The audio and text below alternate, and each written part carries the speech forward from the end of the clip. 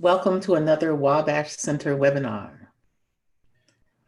I am Nancy Lynn Westfield, Director of the Wabash Center. Our support staff for our webinars are Carly Hollinsby, who's our producer. She'll be monitoring the chat function today. And of course, Paul Myrie, who's our sound engineer. Paul will be monitoring our Q&A today, so feel free to write your comments in chat, write your comments in the Q&A. As our conversation goes along, before our conversation ends, we will certainly have Paul bring your questions to our panelists for further conversation and deeper conversation. Friends, the pandemic has driven all of education online. And from the reports that we're getting at the Wabash Center, we are surviving it. Students are doing fine. Faculty, for the most part, even if online education is new to you, you are figuring it out as you go along. So a little creativity, a little support from the IT folks, support from children and youth who are also quarantined at home. We're making it work, and that is very, very good news. What we want to talk about today is the fact that online teaching is not going away. For some of us who this is a first-time experience, or if you are a seasoned online teacher, the digital age is certainly here to stay, and online teaching is here to stay. So we want to talk about, in this moment, improving online teaching, but especially for the long haul of this. What does it mean to do better, richer, deeper online teaching?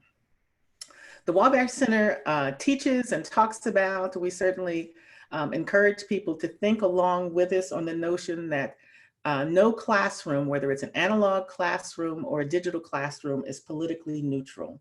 That all classrooms are about the business of hospitality, or at least could be, about the business of inclusion, about the business of community building, about the business of rehumanizing people who were thought to be inferior, about the business of healing people for the building of community. So that's what we're talking about today in terms of digital education, in terms of online teaching. We're talking about, and our conversation is centered around, what does it mean to enliven and enrich communities as we teach people? That teaching and learning does not float outside of community, it helps to build and sustain community. At the Wabash Center, we espouse that online teaching, or any kind of teaching, is richer and more vibrant when we use storytelling, and image. That we're trying to deepen and expand students' curiosity, and image and story helps to do that. That stories help answer the big questions of life: who we are, what does it mean to be in these kinds of situations, whatever the situation is, and for us particularly in this time of crisis. We also know that stories and storytelling and image helps us to invite students to be empathetic, to move into different worlds than they're used to being in. So stories and image help us make meaning out of the situations where we find ourselves, as well as to empathize about new situations, or situations we don't particularly know about or have firsthand knowledge about. So in talking about story and image, we're talking about the power of teaching, enriching the power of teaching, to transform, to change lives, to help people make meaning where they are. I want to bring into the conversation and put in conversation two of my favorite people on the planet. Yes, I invite my friends to these conversations, so I am very excited today. The first guest we have is Professor Sophfronia Scott. Sophfronia is a much sought after creative writer. She is a much sought after teacher. She is a novelist and an essay writer. If you want to know more about her books and her teaching, see sophfronia.com, where her author's page lives. Welcome, Sophfronia, to the program. I'm also joined by Dr. Ralph Basui Watkins. Dr. Watkins is the Peachtree Professor of Evangelism and Church Growth at Columbia Theological Seminary. So welcome both of you to the program and to the conversation. Thanks, Lynn. Sophfronia, I want to start with you. What does it mean to online teaching, or any kind of teaching, but people are particularly vexed by online teaching right now. What does it mean to online teaching if we say that stories help build community, that the penultimate goal of teaching is to build community? So you and I have taught together. I know that we have this shared value, right? We resonate with this a great deal. So help us get inside, help us understand what it means to teach to build community. Well, first, Lynn, let's take a step back for a moment and think about that piece that you just said, that people have anxiety around online teaching. And that centers, I think, around one particular thing. And what do you think that is? I think people, if they're like me, they have anxiety about the tech, right? So I don't have anxiety about the creativity of teaching. I have anxiety about pushing the buttons and making the thing go. Yeah, and because of that, I think a lot of teachers who are new to online teaching pretty much revert to doing what they did in the classroom and then just translating it into this digital world. That's right. So they're actually still doing analog teaching in this digital space. Mm-hmm. And when they do that, they're missing a tremendous opportunity to engage students on another level. So I'll get to the community thing in a moment, but I want to mention one of my favorite books, The Courage to Teach, by Parker Palmer.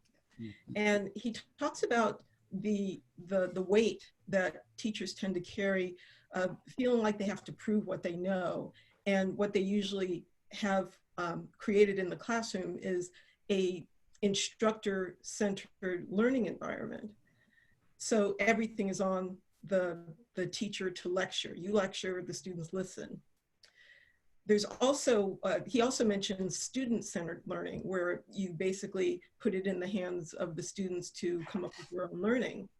But he has this third process, which I find absolutely fascinating, called subject-centered learning, where the teacher and the students are pretty much in community with the subject, whatever it is you're talking about, in the middle, and everyone is in a circle, and you're looking at it, and you're talking about it, and you're engaging the subject from your own viewpoint. Now, the wonderful thing about online learning is that it creates the ideal environment to do just that, to take the pressure off of the teacher, who goes from being a lecturer to a facilitator, to creating this discussion where everyone is involved and everyone is engaged. And when you do that, you are creating community. And in community, there's a freedom, there is an opportunity for creativity. The students have more responsibility in that they are helping to create this community, and there's less stress on the teacher, because they become the facilitator and not just, you know, spooning out this learning to the students. So in community, you are learning more about each other, you're creating that certain empathy, and it enlivens the whole learning experience. For those teachers who struggle with, who do want to move just what I do from the classroom, from the face-to-face classroom to online, help us know more when you say the medium matters, right? Online gives us more facility to teach in ways that build community, that allows the teacher to become the facilitator rather than the sage on the stage, or the one expert where we inflict our information on our students. Right. Well, the teachers who have been thrown into this realm for right now really know Zoom, right? They know this instance of having people on the screen, and they are being the sage on the stage speaking to people. But that's not the only piece of online learning. You know, even within the Zoom environment, you have a conversation going on in the chat room. You can have people break off into other rooms. You can give them an assignment or a discussion assignment. They can go off and discuss it and then come back to the room. So there's all of these opportunities that you may not be aware of. Even online, and I'm not sure how many schools who are just jumping into this have this, but you have various learning management systems like Canvas, Blackboard, World Class, where the students are engaging in that environment and not just in this is called a synchronous environment. We're all in the room at the same time. But online teaching gives you the opportunity for an asynchronous environment where the students can come and participate in the discussion at their own leisure. And the great thing about that is that, you know, there are students who can't speak up in the moment, form a thought and just put it out there in the way that many extroverts can do. But this allows students the time to really think about the question and put together a cohesive answer and put it into the environment that the other students can better respond to. So Ralph, I'm going to bring you in at this point too. What does it mean to we are teaching in a digital age, right? It's not going away. What is the use of image as we build these classrooms, knowing we're facilitating classrooms, we're trying not to be the sage on the stage, we're looking for alternatives, and this medium lends itself to that kind of facilitation. But help us understand what it means to think digitally as we create these classes.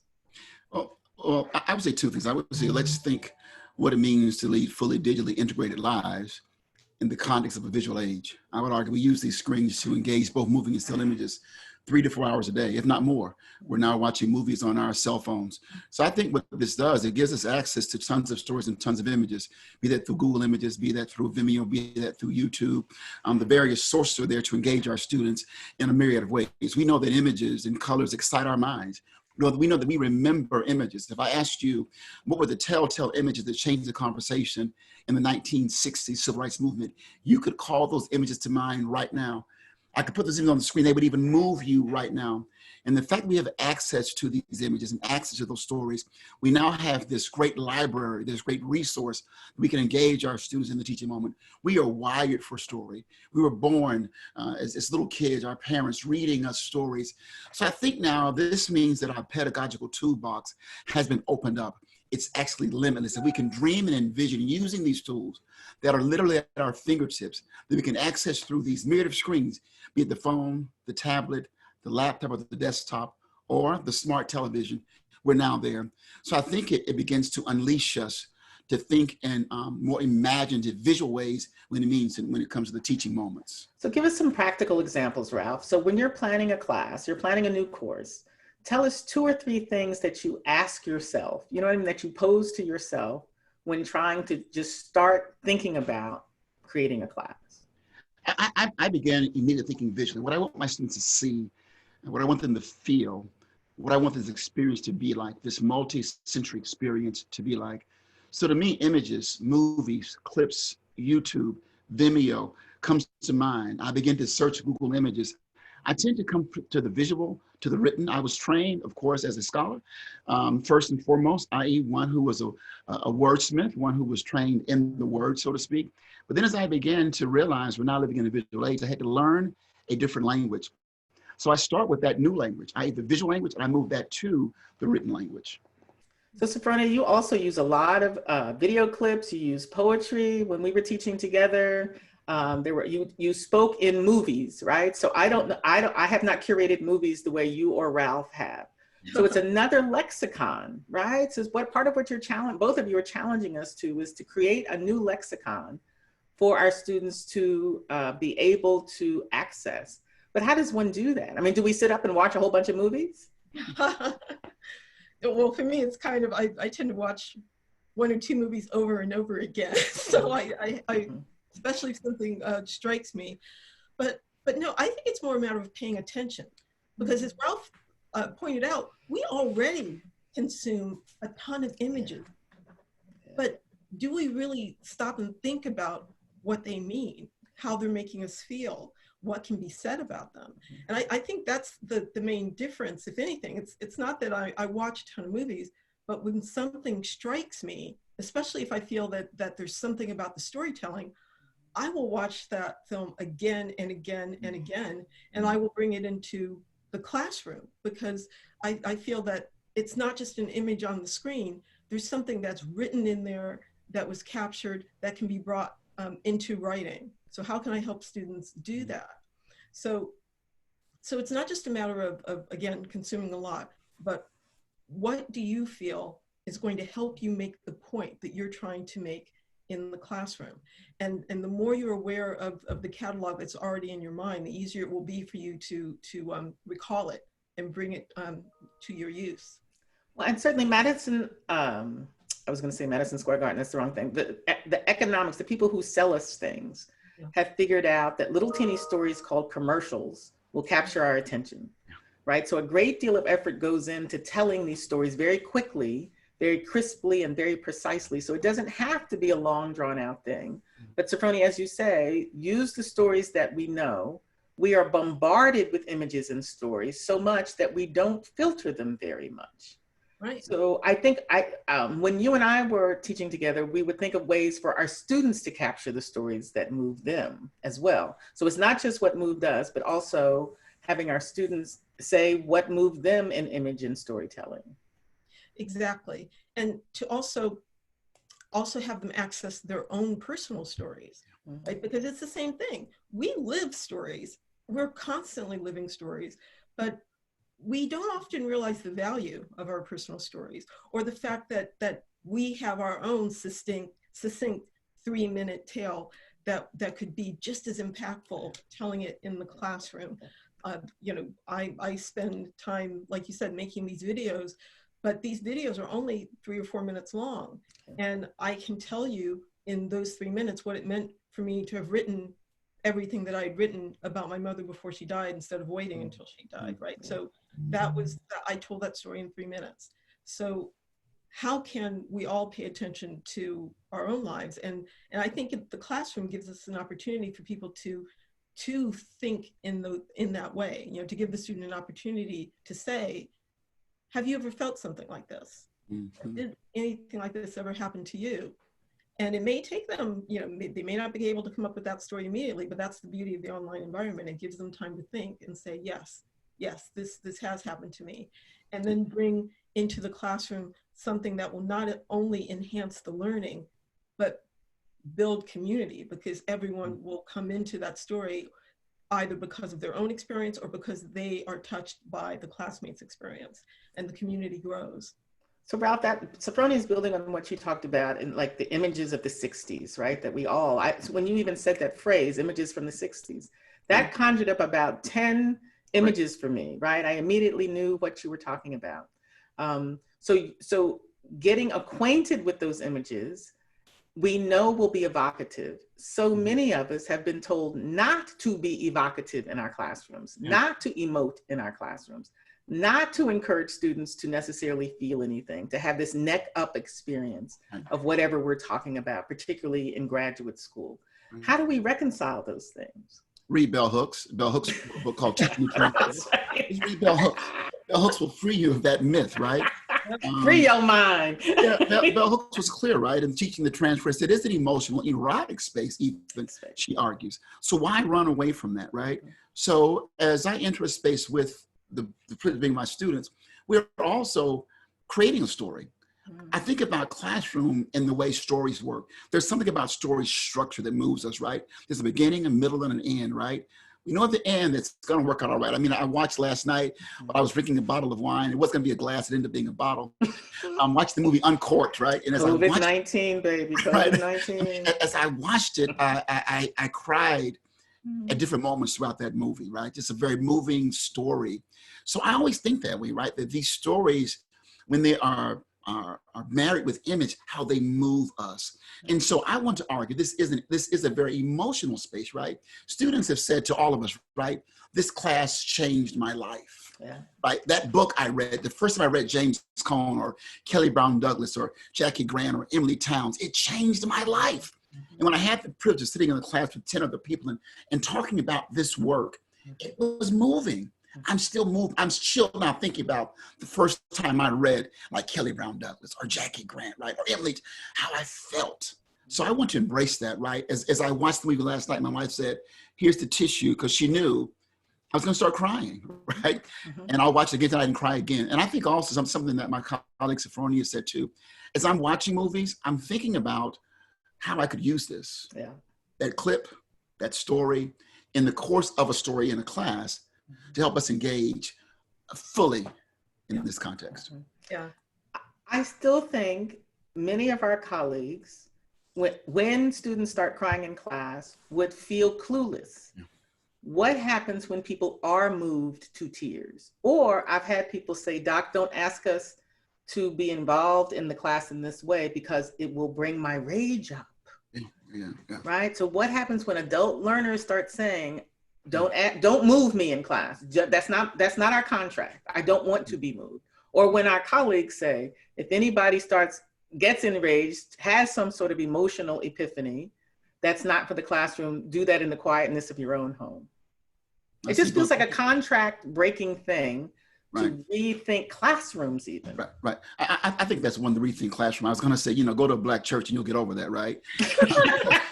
And go to a congregation, you'll get over all that, right? Because in my context, emotion is something that's rewarded and celebrated, right?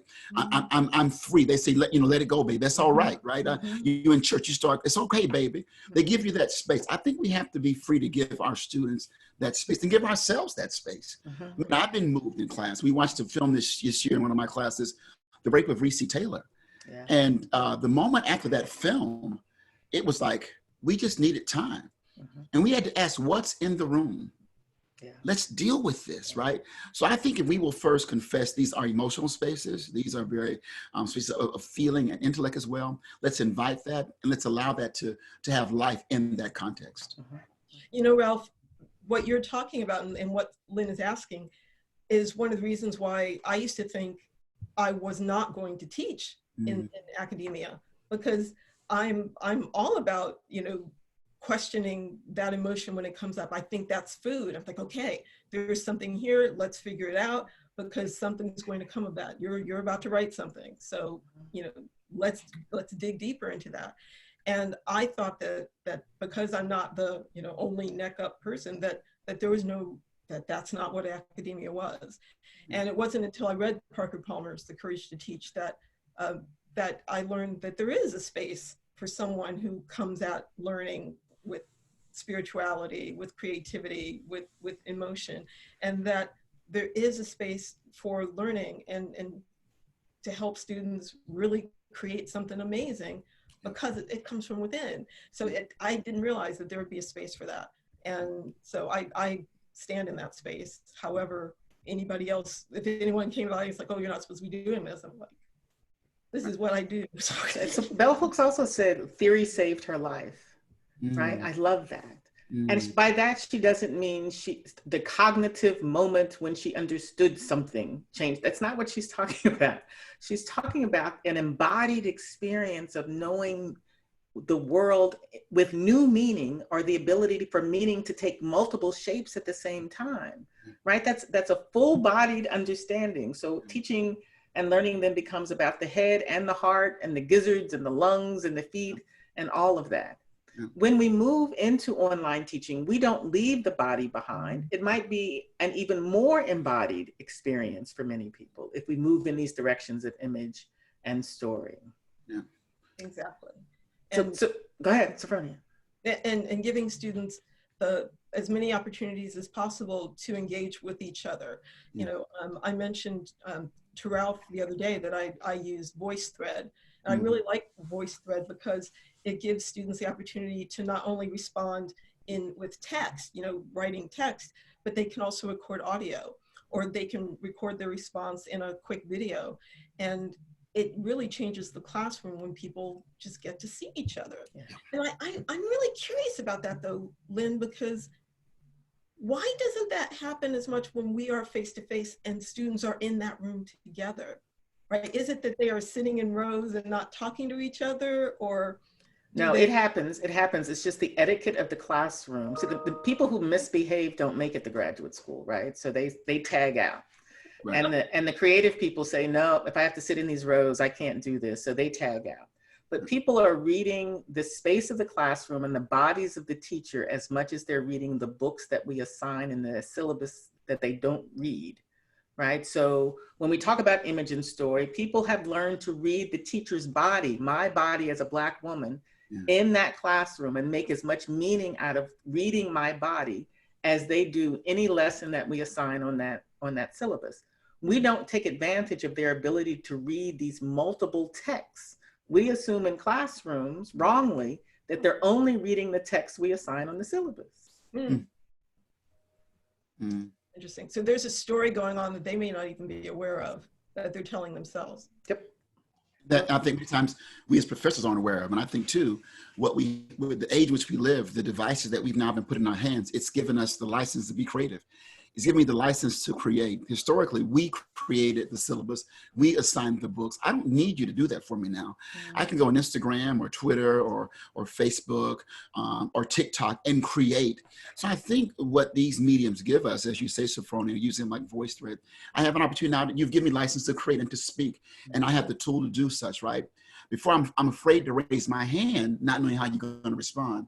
With this device that I think I'm now connected and tethered to, it's almost natural for me to speak through this device. I'm doing it all day, every day in many instances, right? I'm taking pictures of myself to express myself. So I think this expressive culture that's doing this visual piece is important. I want to say something else too about story and emotion. Stories that work, they do move us. Images that work, they do move us. So for us to deny that movement, we're denying the power inherent in the things we're celebrating today, that being story, that being image, and that being community. Well, this moment of quarantine is such an emotional moment, right? Such an anxious-filled moment, such an anxiety-producing moment. If our classrooms then dampen down, rather than try to heal or comfort, but just dampen down the reality of what's going on, we have not done a service to ourselves as teacher or to the learners that are in our midst. So how do you meet the situation with things that are relevant, with things that are significant, with things that help people make meaning, whether it's a tsunami of experience in society or just the mundaneness of every day, that there are stories to help us do all of those things. If we could figure out how to uncork all of those stories, uncork those images, make use of those images. Well, I think you have to talk about it. You know, there's, and I had this situation in my online classroom a couple of weeks ago where we were putting together, studying the mosaic essay, and the class as a class had to create a mosaic essay. And we're coming up with topics that, you know, weren't very heavy duty. And I suggested they write about the coronavirus. And I was surprised by how much they resisted that, because, and we're talking, you know, several weeks ago, where they felt, well, I don't have a personal experience with this, right? And I was trying to tell them, well, you see what's going on in the media, right? You see there's something going on here in the world, and you have something to say about this. And it was almost as though they felt that they didn't have that permission, that if they didn't have a personal experience, that they couldn't say anything about what's going on in the world.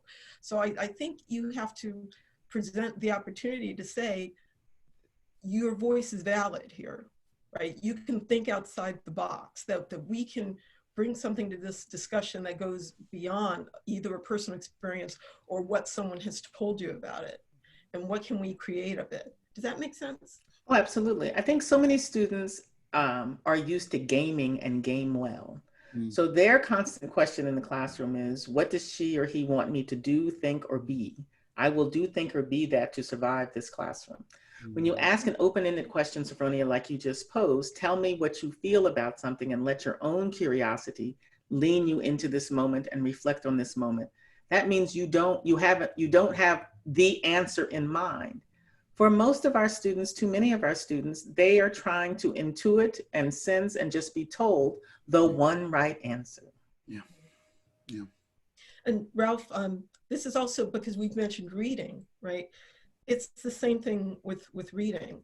So, you know, as Ralph said, you give them a list of books on the syllabus, but I've been experimenting lately with something called Padlet, Padlet.com, which is essentially a visual bulletin board. And I'm having this class, I'm having them find their own reading. I'd say, look, there are more essay collections than I could ever put in a syllabus, and others that may be more interesting for you to read. So I invite you throughout the semester, find this reading, find your own reading, post it on the bulletin board so the whole class can see, to create this visual syllabus, if you will, right? And that feels much more alive than something that's been given to them. Yeah, that's good. I know when Pinterest first came out, I would have students do Pinterest boards of their inspirations. It could be from any medium, could be reading, could be movies, could be images, could be whatever, could be people in your lives, could be places, spaces. And I think if we allow their imaginations to grow. I want to speak back to what Lynn raised in terms of this moment. I know for me it was confusing as a professor how to enter it. You know, do I just try to make things stay normal to give students some consistency? Do I open up and be vulnerable? What do I do? The first week I was like, hey, we're going to just charge ahead. I'm going to not make you write papers or do, you know, videos, whatever, but we're just going to keep normality. Then I said week 2, look, y'all, I'm tripping too. You're talking about now during the crisis. You're describing your experience now. Yeah, I'm tripping too. I mean, I don't know what's going on. I'm scared. You scared. I'm telling the UPS man, stop at the driveway. You know what I mean? I'm ordering food from Instacart. So I think a big part of us helping students open up is our own transparency, our own authenticity, our own willing to be vulnerable in front of them. I don't know all the answers. I ain't got it all together. I'm trying to figure it out too. I thought the book was going to work. It ain't working. This film ain't working. Ain't nothing working. I'm like you. I think when we have that kind of moments of authenticity and transparency and vulnerability, it opens the class that we invite them to say, yeah, okay, now I'm willing to talk. But I think if we don't expose ourselves and take our mask off, they're not going to take their mask off. I think the biggest problem in many of our classrooms is we keep our mask on. I'm Dr. Watkins. No, I'm Ralph, and I'm tripping right now. I mean, I'm trying to figure it out too. So let's do this together. I think we take that approach, you know, once again, not divesting ourselves fully because we can't, but at least attempting to be vulnerable, transparent in front of our students, I think opens them up to at least begin to enter into that part of our story together. Right. Well, and this is certainly a moment where creativity might be permissible, right? So we recognize that everyone is in a different context. We all teach in different contexts. And there are some contexts that are so rigid that people will be punished for things like vulnerability, right? So we're not trying to have people lose their jobs necessarily. Right. However, if you're dying in your job, that's a different webinar, right? But this could be an experimenting time. This could be a time of creativity, of risk taking, because you have to, right? So you've already been pushed into new places. Suppose we were able to take this time of creativity and say, let's go ahead and continue with this kind of creativity. Let's continue to experiment. Let's see what's possible if we try this, or this. To me, that's what story is about, is to say, we don't know what people will do with the story. So I tell my students that if you are interpreting, whether it's a biblical story or any kind of the story, that you first heard it in the 3rd grade and you had an interpretation, and then you heard it in the 7th grade, you should not have your 3rd grade interpretation of that story. If in graduate school, you're still looking at that same story about the Good Samaritan and you still got the 3rd grade interpretation, that story is deeper than that. Right? That story is bigger than that. So what will you do with your own creativity to use these stories, these images, as lenses to see the world? That doesn't necessarily take tech, although tech is helpful in that.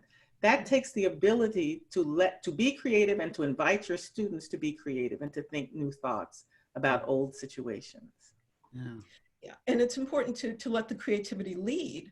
Yeah. Right? To not get caught up in the tech thinking, oh, I have to learn Zoom and I have to learn VoiceThread and I have to learn this. Yeah. What you really want to do is to lead with the creativity and only engage the tech as it's going to help you do the thing that you want to do with that creative notion.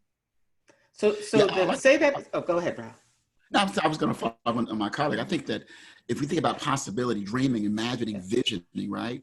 Then we say, how do I do this? What do I need to do this? I think if we just forget the tech and just dream and imagine, we can see this as an opportunity of a time of limits or times of possibility. We can see it as shutting down or opening up. I do think we have the license to be creative because we had to flip so fast and now we're here. So I think based on your context, take those chances. And I think once again, I'll just repeat what I said in a different way. I let my students know this might not work, but we're going to try it, right? And it's okay.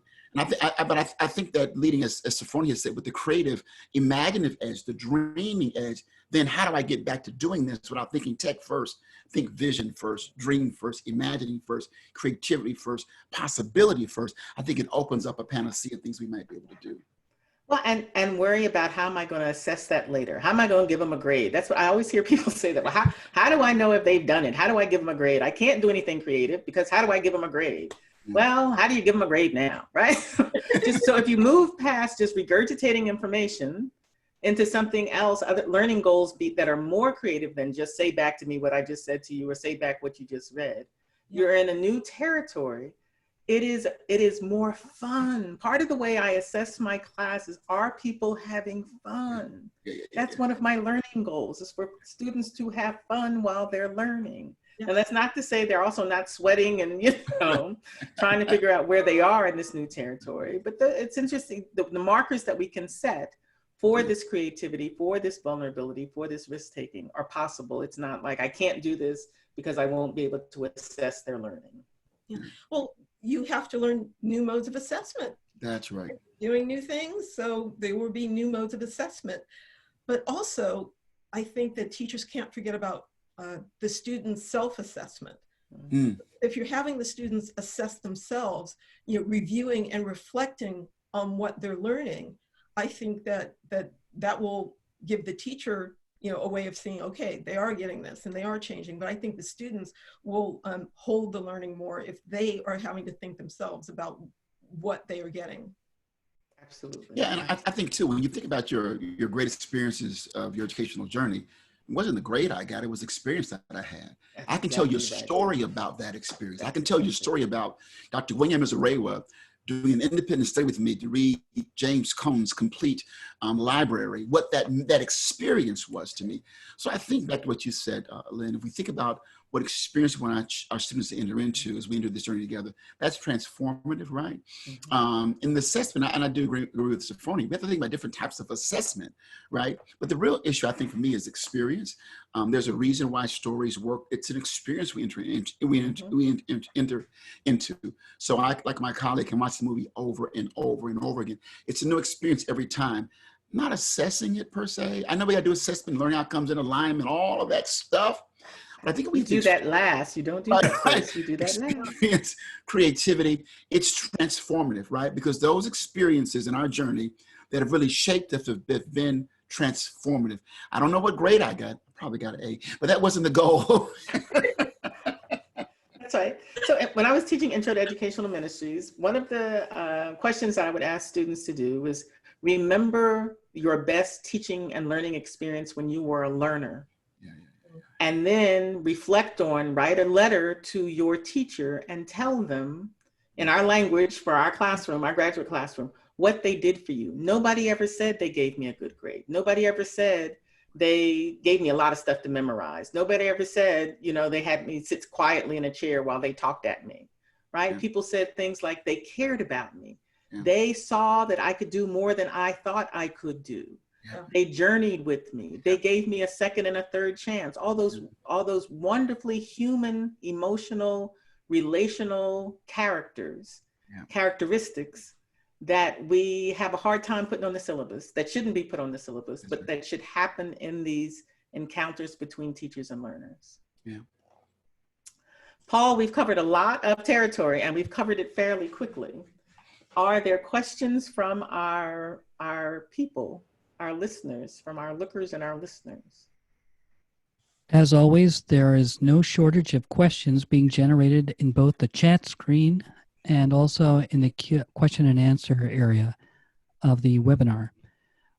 One question that's been brought up in a number of different ways pertains to this question of fluency with story and image.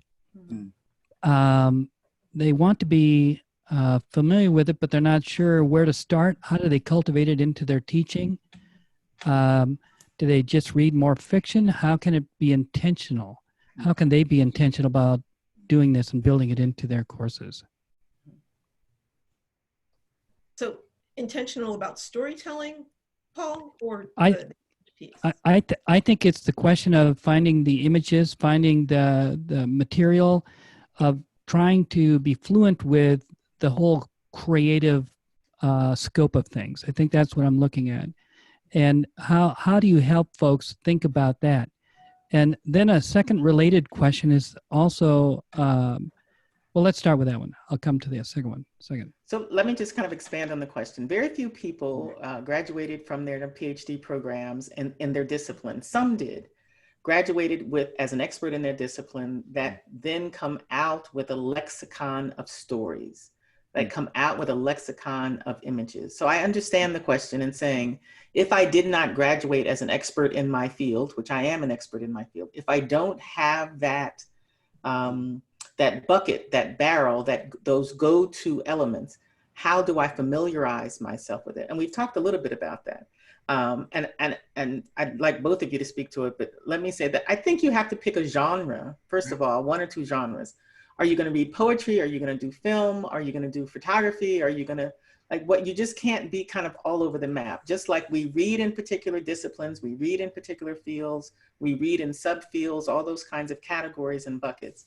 You have to kind of know what you like, what you gravitate toward, what you resonate with, rather than just being all over the map. So that would be my first kind of tip on how to gain fluency in image and story. And I would also say, start with, what is your field of teaching? Like, do you regularly teach on the Bible? Do you regularly teach on you know, everyday actions of a Christian? And think about what images are connected to that. So if you regularly teach on the Bible, I would want to see a lot of Bible movies, right? And Lynn, you know me, I regularly quote, you know, I feel I grew up watching so many Bible movies, and people reenact scenes of movies in the classroom, playing all the parts.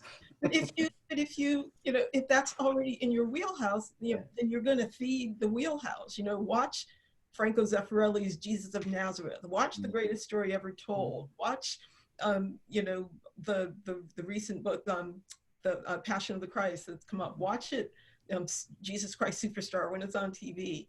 Just fill up your wheelhouse with stuff that's already out there, but limit it to this particular area, so you will have that already within you, and you can feed from, you can go to that well whenever you need to.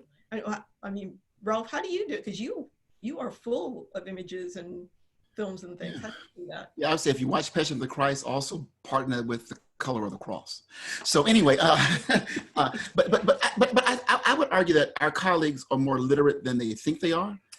They know. So that's the question, though, because we've said that before earlier in the hour. They can't hear their own literacy. So help them get inside of what that means. Okay, so for example, I'm watching Uncorked last night. It's about a father-son relationship, the son finding his way, this father allowing his son to dream and be who he's called to be. That's about calling, it's about identity. That's about journey. That connected with me. That story works, right? So I could use that story in an intro to sociology class, whatever class I might be teaching, right? So I guess my point is, what are those stories that you engage that speak to you, that also connect with the things that you teach? What images move you? If you're on Instagram, Facebook, Flickr, wherever you engage images, Google Images, what images move you and connect with you, right? I'm doing a course on evangelism and social justice. Well, I have a whole bank of images from the civil rights era that I can use, that I'm encountering every day, right? So I think find those things that work for you, that speak to you, that move you, and find ways to connect those with your discipline, right? Because I would argue when you stop and you see an image a moving image on Flickr that has 2,000 likes, why does it work? Why is this movie rated the way it's rated on Rotten Tomatoes? Why does this story work? How does it connect with me and my students in our context, in our community? And I think begin to use those. And I think as Sophfronia said earlier, you know, go to Wabash's website and find those different assessment tools to assess it and rubrics to engage it. But I see images and movies as equal to books and journal articles. I agree. Right? But I think there are things that work for me, right? There are movies that are in my library that work. I'm doing a course now, Black Theology and Black Film, looking at the films of the 70s. Those movies can work. We can engage those movies theologically, right? There's a lot there, and that plethora, that library will be called Black exploitation films. Look at Buck and the Preacher and Lady Sings the Blues and Sounder. Those were great movies. When Cicely Tyson and Diana Ross are nominated for Academy Awards, they don't win, they should have won, are nominated. Those are great movies. The story of a woman's journey and struggle. Put that with the story of Mary. That works for me. You see, I think those kinds of things work together. I began to, on my syllabi, to put required reading, required watching. Yep. So films, TV shows, whatever, and required listening. What music did I want students to listen to? So it just wasn't required reading. In my required reading, there was always in every class one novel. Right. So there's multiple ways to get its story, multiple ways to get it image. Yeah, I do. Always photography. I do reading, listening, viewing, and surfing. Finding those to include into your syllabus will change the way you think about building your course. So it's not just about the learning activities or the learning sessions. Make those major moorings, major pillars in how you design the whole course. What are they going to listen to? What are they going to see? What are they going to watch? What are they going to read? That's not necessarily a quote scholarly text, but novels, short stories, poetry, creativity that you've gone through before that. The other thing is if you are a person who does not think in these ways, you have to befriend and collaborate with people who do think in these ways, right? So find the musicians, find the artists, find the poets. They're in your church, they're your neighbors, they're your children, they're all around you. Talk to them about your work and they will give you more than enough to pick from to make your syllabus more interesting. Like I said, ask your nieces and nephews if they're younger, who they follow on Instagram. That's right. And why images work. You'll be amazed what you find just spending time on Instagram. It's an image-based app. So anyway, and everything you know isn't just because you like it, right? You're bringing in these multiple artistic genres, this creativity. You might be saying, this is what we don't want to be about. Listen to this, right? That you can do the antithetical and the right? You can, okay. Paul, next question. Okay, here's another question that's been asked in a number of different ways. This is by Sean Salai. How do we conduct online learning in an intentionally embodied way that helps people feel more connected?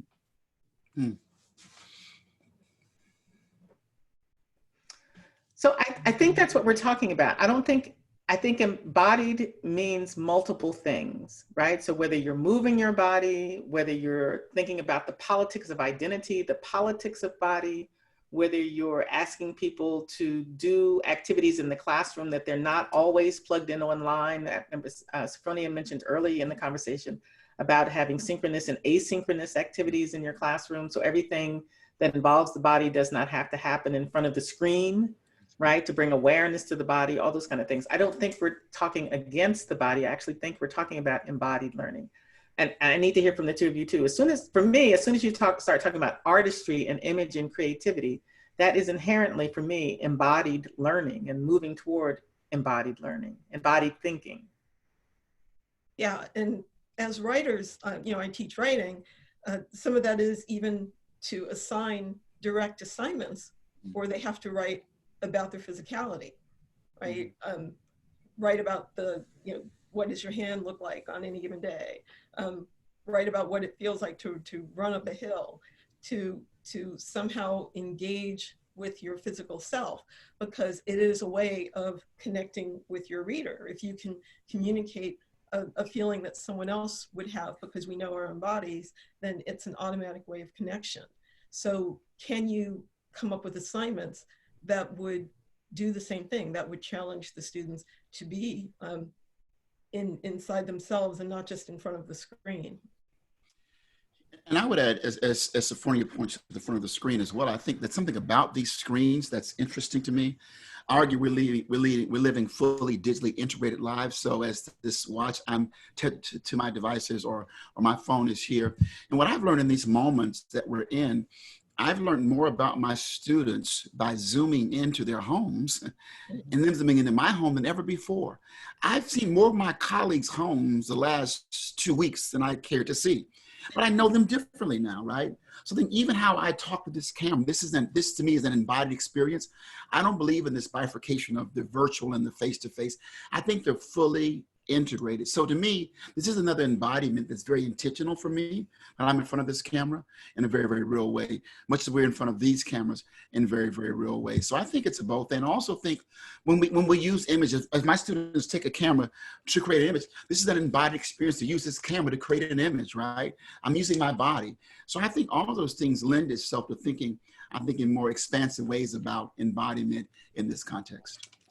I think too, when we talk about, and it is the language of Wabash, when we talk about learner-centered education, subject-centered education that Sophfronia particularly mentioned by Parker Palmer, that we tend to leave out the politics of identity in embodied learner-centered, subject-centered. So it is different having Asian bodies in your classroom than having African-American bodies. It is different having bodies of women in your classroom than having bodies of men in your classroom. It changes your classroom to have a transgendered student in your classroom. Their bodies matter. The politics of the teacher's body also matters. As an African-American woman standing in front of students for 20 years, my body was interpreted and known and not known in that classroom. Certain assumptions when students read my body, depending on who that student was. So the embodied education doesn't happen when we want it to happen. It's happening all the time. How do we become aware of the body politics in these spaces and help students be curious about the body politic and move that politic to more generative, more gracious, more inviting, less racist, less sexist, less homophobic agendas, and challenge students to think in more global and humbled ways. That's good. Yeah, that's good. Keep going, Paul. Okay, here's another question. Kathy Winnings raises this one, and I'm going to just bring her last part of the statement here. How have you moved your fellow faculty in daring and risking to be creative? And a linking question that a number of people have raised, how does that work itself out when you're an early career or contingent faculty to be able to risk to be creative? Yeah, I mean, I think one of the elements of teaching, for better or for worse, is most teaching is privatized. So our colleagues, for the most part, don't know what we do in our classrooms. So even, you can write a syllabus and people can read your syllabus. They still don't know what the environment of your classroom is, whether it's online or not online. So I understand some of the riskiness as a contingent faculty or as a pre-tenured person. I also understand that if it is a difficult or even violent situation, most education is so privatized, people don't know the inner workings of your classroom. That being said, being transparent to everybody, students, administration, and colleagues about the kind of teaching you do at hire, as well as during conversations about promotion, work to your advantage for your own authenticity. So I don't think we're about hiding any of this. And there are places where this kind of approach to teaching is not only not wanted, it is suspect.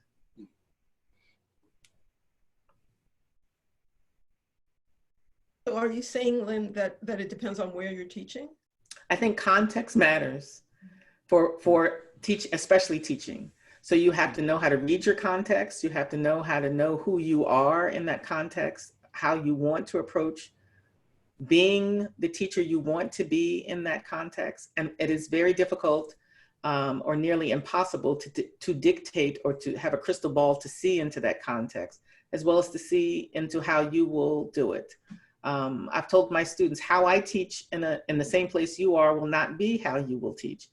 I can do stuff that you can't do. You can do stuff that I can't do. So the question is more about how do you get familiar with your context? How do you know the edges of your context? How do you map your own context and see what's possible? My experience in being a consultant in and out of schools, that there are fellow colleagues who are waiting for somebody to take the risk to give them permission to take some risks to be more creative. So I don't think people are alone in wanting to teach richer and more vivaciously. And I would say, I think respecting your colleague's journey, if you're an early adopter or an innovator, don't make those who are on different ways of embracing innovation feel less than or other than. But I think that you have to decide and begin to write your own story. We tell you to wait until you get your PhD.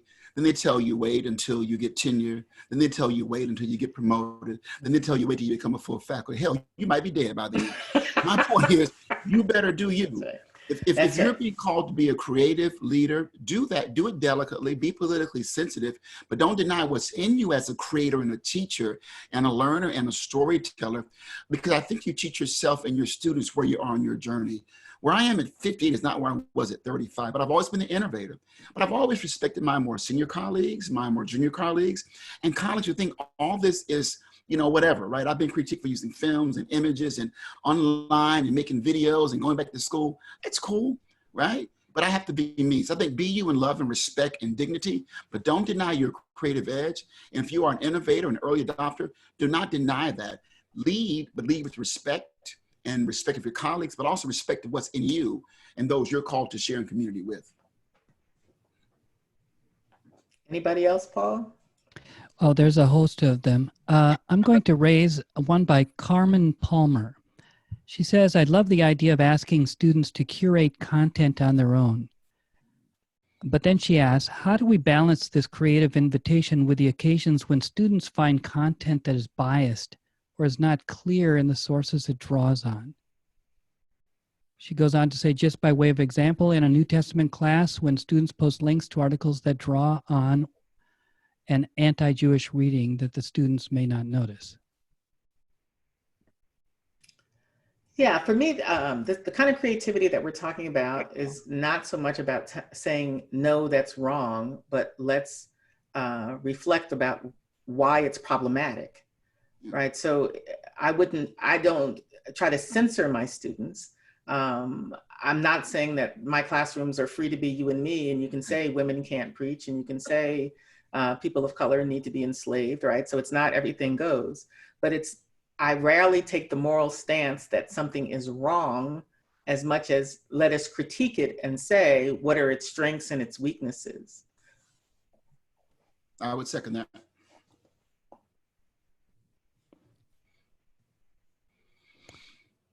Next up, Paul. Here's another question. In the case of students and their stories, how do you help the students find their stories to be a learning experience? Or maybe another way of putting that is, in what ways do you structure your teaching and learning experience to embrace the stories that they bring and begin to think about the stories in new ways? Yeah, I mean, that's a powerful question. It gets at so much of relevant teaching, so much about the identity of the student, about the epistemologies that the students are asked to make. What comes to mind first for me is Parker Palmer. Again, Sophfronia quoted Parker earlier. I call him Parker like I know him. Quoted Parker Palmer earlier. So he warns against, in the same text, he warns against creating therapeutic classrooms. That classrooms and retelling story and lingering with students and getting to know students are not therapeutic encounters. Therapy for most of us is beyond our pay grade, is above our expertise. So we're not doing this work to substitute or to be about therapy. Neither are we doing this work of disclosing yourself or deepening your understanding of who you are as a kind of civic engagement, right? In terms of let me know who you are so I can bolster myself because we are somehow involved in citizenship as if it's a kind of mechanical thing. So Parker comes down on the spirituality of the piece, that we are disclosing who we are one to another because we are souls together in the classroom, that we are building community together in the classroom. So that's that, from his definition, not therapeutic nor civic, but is what it means to be human in its most glorious form. So that's what I encourage students to tell me their story. I'm not their therapist. Yeah. Sophfronia or Ralph, you want a piece of that conversation? You know, I would say that there's relevance, right? So we're not asking for stories in general, but there's another way of storytelling that we can consider where, and I think you do this a lot, Lynn, where you bring in the what if, right? Instead of connecting the students to a personal experience, you ask them, well, consider this, or what if this happened, right? Or imagine this, and invite them to come up with either their own story or the instructor is creating a story in which the student is essentially the hero, right? and playing out a subject-centered storyline that would hopefully enlighten the material. I absolutely agree that, so ultimately why we are there in building community, we're building community because if the subject is important to think about together, to be about together, to act on together, to encounter together. We're just not there to bump up against each other and call it learning. That's not what subject-centered, learner-centered classrooms are. They are more challenging classrooms because the expectation is that you come with curiosity about the subject at hand. Yes. And that curiosity then will be shared with each other, and we will go on this journey together and just not sit and look at each other for no reason, just to kind of mark time. I've heard people try to reduce these approaches to education to you're just kind of marking time, you're just being together. That's not what this is about. This is a much finer art of approaching education than just I'm okay, you're okay. Back in the 60s when they used to use that phrase, I'm okay, you're okay. This is not an I'm okay, you're okay approach to teaching. Yeah, and you used a key word, Lynn, curiosity, right? And we try to engage that immediately, like from the very first day. Okay, you're in this room for a reason, and hopefully not just because, well, you need to check off a box or you need this particular credit. You want to learn something. Yep. Well, let's figure out how that learning can happen in this room now, but even after this class is over, right? Because I want my students to learn how to think, how to work their creative mind, and knowing that that will serve them long after they finish the program. How do you think? How do you feel? How do you imagine? Right? The planet needs so much, and we can actually help people move toward those needs of the planet in our own classrooms. Sophfronia and Ralph, our time is gone. Not almost gone, it is gone as I look at the clock. I know, it's such a fun experience, right? Such a fun experience. Thank you so much for your conversation. And listeners and folks that are with us, thank you so much for being with us. We will continue to do these webinars. We will continue to answer your questions. Thank you so much. Thank you. Thank you, Lynn. And we're out. Okay.